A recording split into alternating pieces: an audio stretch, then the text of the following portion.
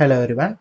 நிஃப்டியோட 50 minute chart நம்ம பார்த்துட்ருக்கோம். ஸோ இன்றைக்கி பட்ஜெட் டே பார்த்தீங்கன்னா நியர்லி ஒரு 1 o'clock பார்த்தீங்கன்னா அனௌன்ஸ்மெண்ட் பண்ணுறப்ப நல்ல செல்லிங் ப்ரெஷருங்க. சர்ன்னு 1 o'clock கரெக்டாக வந்தான்.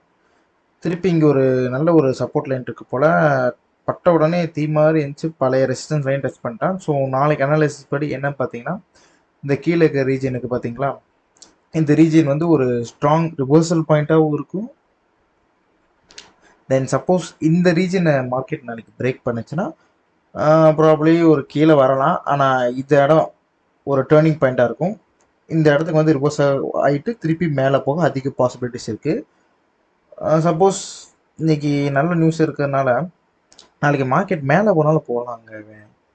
போகணும் கண்டிப்பாக ஒரு 500 பாயிண்ட்னாச்சும் மேலே ஏறணும் இன்னும் ஒரு வாரத்தில் பார்ப்போம். சப்போஸ் இந்த ரீஜன் பிரேக் பண்ணானா நாளைக்கு 17,750 தான் target. So have a safe trade.